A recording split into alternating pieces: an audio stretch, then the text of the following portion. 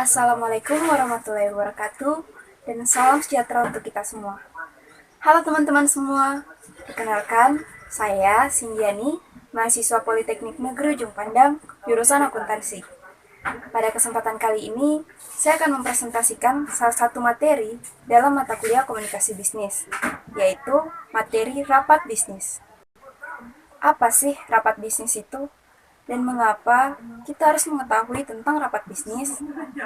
Jadi, teman-teman sekalian, rapat bisnis adalah salah satu kegiatan yang tidak dapat kita pungkiri harus dilakukan dalam menjalankan sebuah bisnis. Karena ada begitu banyak manfaat atau kegunaan yang dihasilkan dari kegiatan tersebut, serta dapat menentukan tujuan dalam menjalankan sebuah bisnis. Karena itu, mari kita langsung menuju ke materinya. Jadi, yang pertama adalah pengertian rapat dan rapat bisnis. Rapat sendiri merupakan alat atau media komunikasi kelompok yang bersifat tatap muka dan sangat penting atau resmi. Rapat banyak diselenggarakan oleh organisasi, baik swasta maupun pemerintahan, yang ditujukan untuk mendapatkan mufakat melalui musyawarah untuk pengambilan keputusan. Jadi dapat disimpulkan bahwa rapat adalah bentuk komunikasi yang dihadiri oleh beberapa orang untuk membicarakan atau memecahkan permasalahan tertentu, di mana melalui rapat berbagai permasalahan dapat dipecahkan dan berbagai kebijakan organisasi dapat dirumuskan. Selanjutnya adalah rapat bisnis, yang definisinya hampir sama dengan definisi rapat itu sendiri, namun lebih spesifik, yaitu merupakan bentuk pertemuan dua orang atau lebih, baik di dalam maupun di luar kantor, yang membahas hal-hal yang berkaitan dengan kegiatan bisnis. Yang berikutnya yaitu tujuan rapat. Jadi menurut Locker dalam bukunya yang berjudul Business Communication Building Critical Skills menyatakan bahwa rapat pada umumnya mempunyai 6 tujuan, yaitu yang pertama, berbagi informasi, yang kedua, penjajakan ide atau gagasan, yang ketiga, evaluasi ide atau gagasan, yang keempat, pengambilan keputusan, yang kelima, membuat dokumen, dan yang keenam yaitu memotivasi peserta. Jadi kita kembali kepada poin yang pertama, yaitu berbagi informasi. Nah, rapat yang bertujuan untuk berbagi informasi biasanya dilakukan hanya untuk menginformasikan berbagai informasi atau hal-hal penting yang harus diketahui oleh para peserta rapat. Jadi dalam rapat ini biasanya diselingi atau dilanjutkan dengan sesi tanya jawab oleh para peserta rapat yang tujuannya untuk mengetahui atau memperjelas informasi tersebut. Poin yang kedua yaitu penjajakan ide atau gagasan.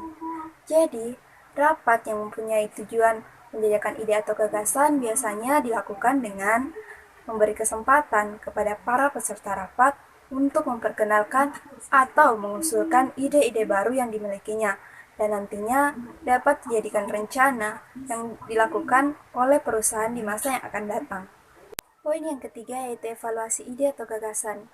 Jadi pada poin ini, rapat dilakukan hampir sama dengan poin yang kedua, yaitu di mana para peserta rapat diberi kesempatan untuk mengeluarkan ide atau pendapatnya yang baru dan yang nantinya akan dikerjakan oleh perusahaan. Namun perbedaannya adalah ide-ide baru tersebut merupakan hasil evaluasi dari ide-ide yang telah dikerjakan sebelumnya, jadi tentunya tidak sama. Dan ide-ide tersebut dianggap mampu untuk mendorong dan mengembangkan kemajuan perusahaan di masa yang akan datang. Poin yang keempat yaitu pengambilan keputusan. Jadi rapat yang tujuannya untuk pengambilan keputusan biasanya merupakan tindak lanjut dari poin yang kedua dan ketiga yaitu penjajakan atau evaluasi ide atau gagasan. Jadi rapat ini biasanya dilakukan oleh kepala atau atasan perusahaan yang ditujukan untuk membahas ide-ide tersebut, apakah dapat dipertimbangkan untuk dijalankan dengan baik maupun nantinya akan merugikan perusahaan, sehingga dapat menghasilkan keputusan bahwa ide-ide tersebut akan dilakukan atau tidak dilakukan. Poin yang keenam yaitu memotivasi peserta. Rapat ini biasanya dilakukan oleh bos atau atasan perusahaan dengan mengumpulkan karyawan untuk memberikan motivasi atas hasil kerja mereka agar mereka lebih meningkatkan kinerjanya untuk mendorong kemajuan perusahaan. Yang selanjutnya yaitu prinsip-prinsip rapat. Adapun aspek-aspek yang terdapat di dalamnya yaitu why, what, who, when, dan how. Jadi kita bahas satu persatu mulai dari why. Why yaitu mengapa. Mengapa rapat perlu diselenggarakan. Jadi hal ini untuk menentukan pentingnya rapat. Misalnya, atasan perusahaan ingin menginformasikan satu informasi kepada staf akuntan. Jadi tidak perlu diadakannya rapat, melainkan hanya langsung dilakukan komunikasi terhadap staf yang bersangkutan. Dan hal sebaliknya, misalnya omset perusahaan yang menurun 10%, dan hal ini harus diketahui oleh beberapa bagian di perusahaan untuk dievaluasi. Maka perlu diadakan rapat untuk menginformasikan kepada beberapa bagian dalam perusahaan tersebut. Itu dapat menentukan skala prioritas pentingnya rapat tersebut dilakukan. Aspek berikutnya yaitu what atau apa. Apa masalah yang dibicarakan. Hal ini penting untuk menyediakan agenda rapat. Jadi setiap bagian atau setiap peserta rapat harusnya sudah memahami dan menyiapkan berbagai informasi, data, ataupun hal-hal yang ingin disampaikan dalam rapat tersebut. Dengan begitu, dapat mempermudah dan mendukung proses atau jalannya rapat dengan baik. Aspek berikutnya yaitu who atau siapa. Siapa yang diundang dalam rapat. Peserta rapat yang diundang harus sesuai dengan masalah yang akan dibahas dalam rapat. Misalnya, yang akan dibahas yaitu rapat mengenai omset penjualan atau pemasaran produk di bulan ini yang menurun. Maka peserta rapat yang diundang adalah staf penjualan atau staf pemasaran dan staf keuangan sebagai faktor pendukung. Tidak mungkin kita mengundang staf-staf yang tidak berkaitan langsung atau sangat tidak berkaitan dekat dari masalah atau yang akan dibahas dalam rapat tersebut. Misalnya seperti staf keamanan atau staf-staf lainnya. Aspek berikutnya adalah when atau kapan. Kapan rapat diselenggarakan. Maka harus dipilih hari dan waktu yang paling sesuai untuk calon peserta rapat. Misalnya, tidak bertabrakan dengan kegiatan lain dan pada saat atau waktu yang kosong untuk setiap peserta rapat. Sehingga dapat diikuti oleh hampir seluruh peserta rapat yang diharapkan. Aspek yang terakhir yaitu how atau bagaimana. Bagaimana rapat akan diselenggarakan. Jadi ada berbagai macam teknik yang dilakukan dalam rapat. Misalnya, apakah rapat tersebut akan dilakukan satu kali atau secara berkala, dan apakah rapat tersebut dilakukan secara tertutup atau secara terbuka.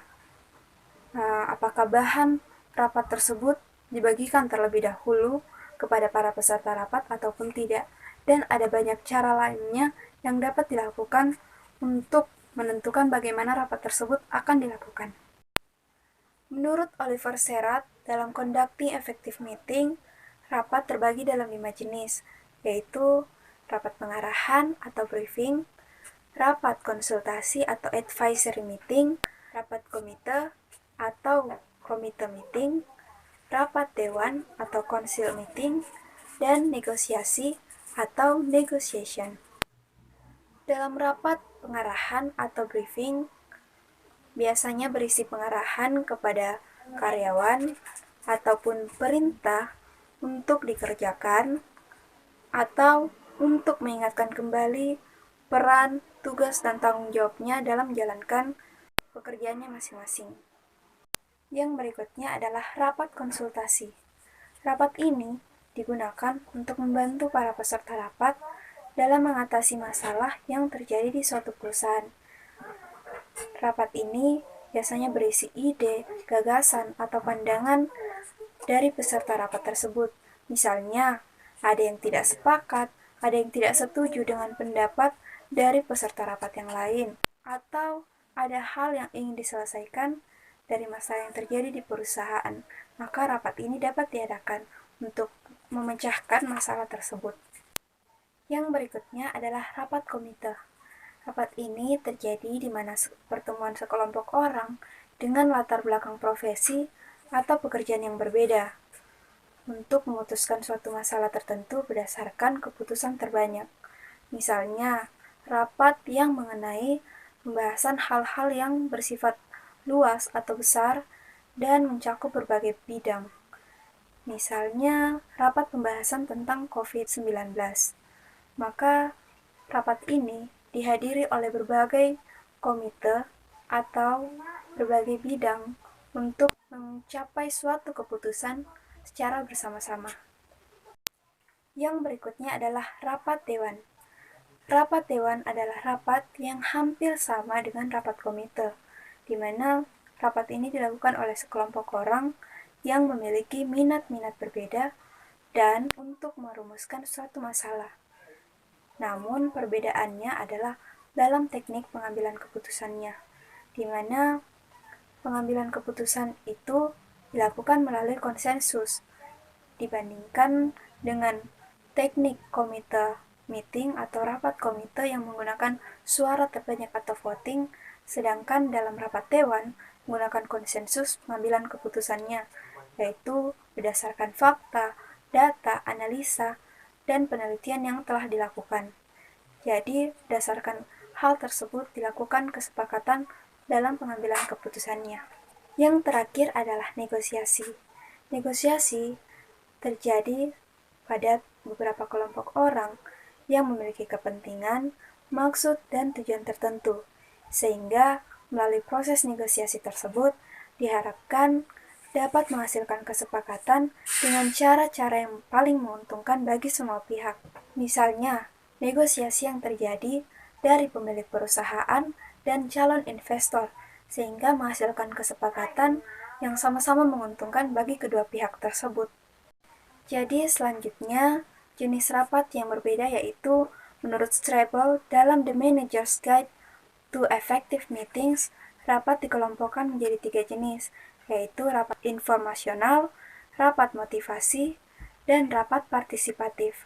Jadi rapat informasional seperti yang kita ketahui tadi, bahwa rapat ini berisi rapat yang berfungsi untuk menyampaikan informasi kepada para peserta rapat.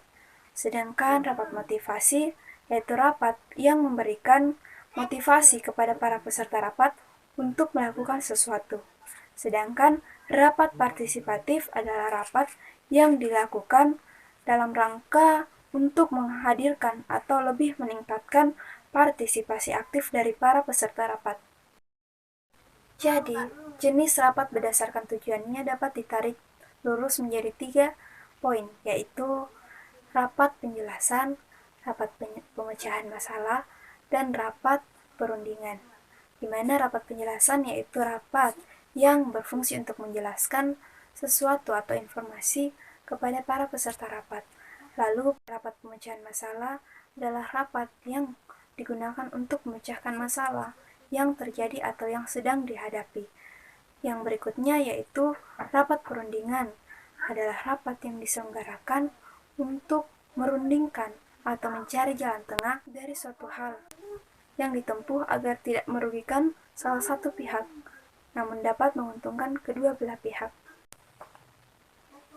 Yang berikutnya yaitu rapat berdasarkan sifat, yang terbagi menjadi rapat formal, rapat informal, rapat terbuka, dan rapat tertutup. Nah, yang pertama rapat formal, yaitu rapat yang bersifat resmi. Rapat ini harusnya setiap peserta rapat melalui proses diundang terlebih dahulu. Jadi ada undangan bagi peserta rapat. Nah, rapat ini pun dilaksanakan berdasarkan aturan yang diberlakukan dalam suatu perusahaan. Yang kedua yaitu rapat informal, rapat yang tidak resmi. Rapat ini bisa bersifat dadakan dan tidak direncanakan terlebih dahulu, berbeda dengan rapat formal yang harusnya direncanakan terlebih dahulu, karena melalui proses undang atau undangan kepada para peserta rapat. Nah, yang berikutnya yaitu rapat terbuka. Rapat ini diselenggarakan secara terbuka bagi seluruh anggota organisasi ataupun seluruh karyawan di perusahaan. Jadi rapat ini bersifat umum dan biasanya tidak membahas hal-hal yang rahasia.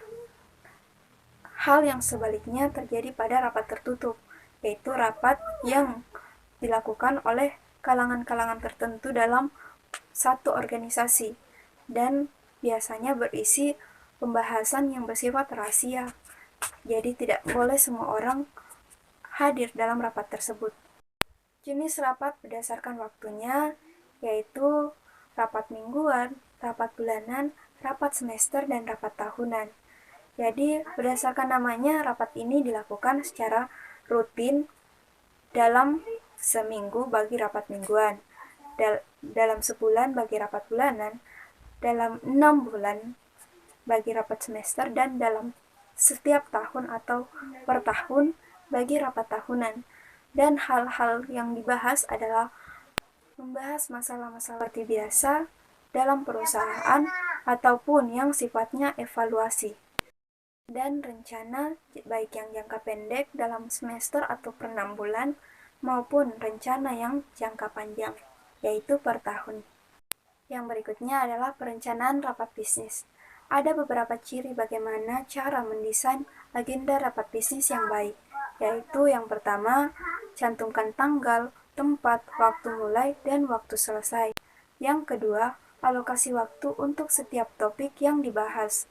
Yang ketiga, bahan-bahan bagi peserta yang harus diselesaikan sebelum rapat dimulai. Yang keempat, bahan-bahan rapat dibagikan kepada setiap peserta rapat bisnis maksimal seminggu sebelum rapat bisnis dilakukan. Yang kelima, daftar topik yang akan dibahas. Dan yang keenam atau yang terakhir yaitu cantumkan rumusan tujuan atau maksud rapat dan cantumkan siapa saja yang hadir dalam rapat tersebut. Seperti yang kita lihat, berikut ini contoh agenda rapat bisnis, dimulai dari waktu, registrasi peserta rapat, pembukaan, kata sambutan, waktu makan siang atau sholat, laporan hasil penjualan ataupun yang merupakan isi dari rapat tersebut, dan ada sesi tanya jawab, ada kesimpulan, dan yang terakhir yaitu doa, setelah itu penutup. Yang terakhir adalah pelaksanaan rapat bisnis. Setelah panitia penyelenggara melakukan berbagai persiapan rapat bisnis, langkah berikutnya adalah bagaimana melaksanakan rapat bisnis agar berjalan dengan lancar dan efektif. Efektivitas sebuah rapat bisnis dapat ditentukan oleh 3 komponen penting, yaitu kesiapan panitia dalam mempersiapkan segala sesuatunya, kesiapan narasumber dalam mempersiapkan materi yang akan disampaikan kepada para peserta rapat, yang ketiga, kehadiran dan keaktifan para peserta rapat dalam mengikuti rapat bisnis tersebut. Baik, ini dia referensi bacaan yang telah saya pakai untuk menjadi referensi bagi teman-teman semua dalam memahami apa itu rapat bisnis. Sekian dari saya, lebih dan kurangnya mohon dimaafkan. Saya ucapkan banyak terima kasih untuk perhatian kita semua. Semoga materi yang telah saya sampaikan dapat bermanfaat dan dapat kita terapkan dalam kehidupan kita sehari-hari. Wassalamualaikum warahmatullahi wabarakatuh dan salam sejahtera untuk kita semua. Sampai jumpa.